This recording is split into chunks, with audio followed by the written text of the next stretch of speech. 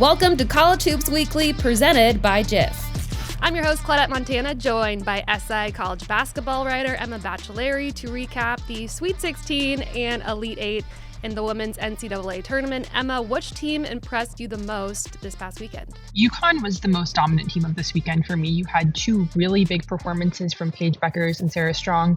This is the most complete, healthiest we've seen this UConn team in a long time, and they're looking like they're in prime position to win the national championship, in my opinion.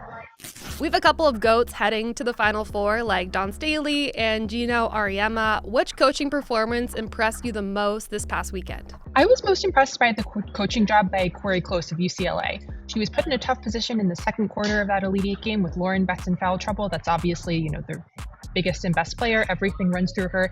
And the fact that they were able to get something going without Betts on the floor, I thought was just really impressive and showed how UCLA can really do more than just work through Betts. And a lot of that was due to how Close steered the team through that.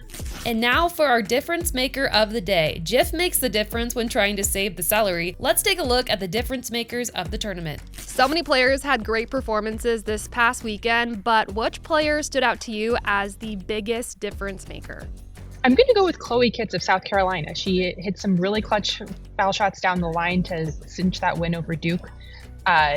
She's been big for South Carolina all the way through, and just the performance that she put in that very close game, one that South Carolina easily could have lost, I think really made the difference for them.